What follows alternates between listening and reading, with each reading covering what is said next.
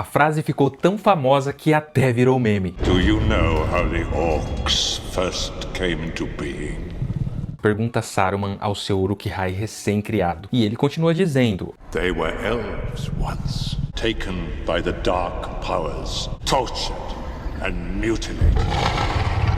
A ruined and terrible form of life, now perfected. É o que afirma o vozeirão inesquecível de Sir Christopher Lee no filme A Sociedade do Anel. E se eu te falar que essa versão cinematográfica não tem nada a ver com a versão original dos livros? Pois é, galera, a versão original de Tolkien sobre o surgimento dos Uruk-hai é bem mais sombria e perturbadora.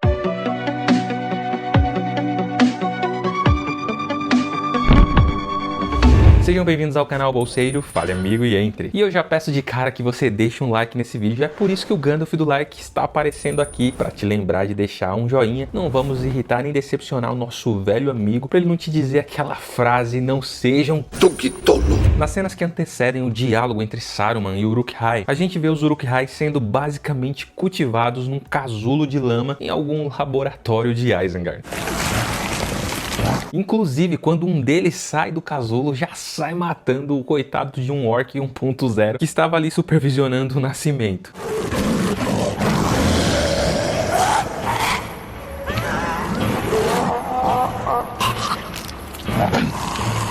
Bom, sem usar meias palavras, a verdade é que essa é uma das invencionices mais absurdas da adaptação cinematográfica de O Senhor dos Anéis. Porque não tem absolutamente nada a ver com o que Tolkien imaginava a respeito dos Uruk-hai. Mas como muita gente assistiu apenas aos filmes ou até leu os livros, mas ficou com a imaginação totalmente presa à obra cinematográfica, acaba considerando que os Uruk-hai de proveta são a origem real dessas criaturas. E nesse vídeo a gente não vai entrar no mérito do surgimento original dos orcs do legendário de Tolkien. Até porque essa é uma outra discussão super complicada que vai ser abordada em outro momento específico. Por enquanto, basta dizer que ao longo de décadas de escrita, o professor quase sempre enxergou os exércitos dos Senhores Sombrios como seres biológicos e racionais. Eles foram criados a partir da distorção dos filhos de Ilúvatar, e não há razão nenhuma para duvidar que eles se reproduziam sexualmente, macho com fêmea, gerando bebês que nasciam após uma longa gestação. Então, para resumir nesse vídeo, basta dizer que ao longo de décadas de escrita, o professor quase sempre enxergou os exércitos dos Senhores Sombrios como seres biológicos e racionais. A única exceção a esse quadro geral vem dos anos de 1910, no comecinho da elaboração do legendário. Em textos como A Queda de Gondolin, Tolkien chega a cogitar uma origem não biológica para os orcs. Eis o que ele diz nessas versões. Toda aquela raça foi gerada por Melkor, dos calores e do limo subterrâneos. Seus corações eram de granito e seus corpos deformados. Imundo eram seus rostos que não sorriam, mas sua risada era como metal golpeado. Esse trecho pode até ter servido de inspiração para cenas com Saruman no filme. Mas, de novo, é importante destacar que Tolkien já tinha abandonado completamente essas ideias na época em que estava escrevendo O Senhor dos Anéis. Beleza, mas e o que a Saga do Anel realmente diz sobre os Orcs 2.0? Para saber, é importante consultar o apêndice F de O Retorno do Rei. Vejamos, a palavra Uruk, da língua negra, era aplicada somente aos grandes orcs soldados, que nessa época, o fim da Terceira Era, irromperam de Mordor e Isengard. Tá, mas e a palavra Hai? Bom, nesse mesmo apêndice, Tolkien nos conta que um novo tipo de troll que apareceu no fim da Terceira Era recebia a designação de Olog-hai, ou seja, tudo indica que Hai é um significado de coletivo para um grupo ou povo. Uruk-hai na prática quer dizer simplesmente gente dos orcs. Bom, se isso é verdade, o que exatamente Saruman estaria fazendo com eles? Aqui na narrativa de O Senhor dos Anéis a gente tem uma série de pistas e especulações. Vemos, por exemplo, que até em Bree e durante o expurgo do condado aparecem uns homens feiosos e esquisitos vindos do sul que os hobbits comparam a orcs e que estão subordinados a Saruman. E o nosso amigo Barbárvore, conversando com Merry Pippin, diz o seguinte sobre Saruman. Ele se meteu com gente imunda, com os orcs. Pior que isso, andou fazendo alguma coisa com eles. Algo perigoso. Pois esses Isengardenses são mais parecidos com homens malignos. Uma marca dos seres malvados que vieram na Grande Treva é que não suportam o sol. Mas os orcs de Saruman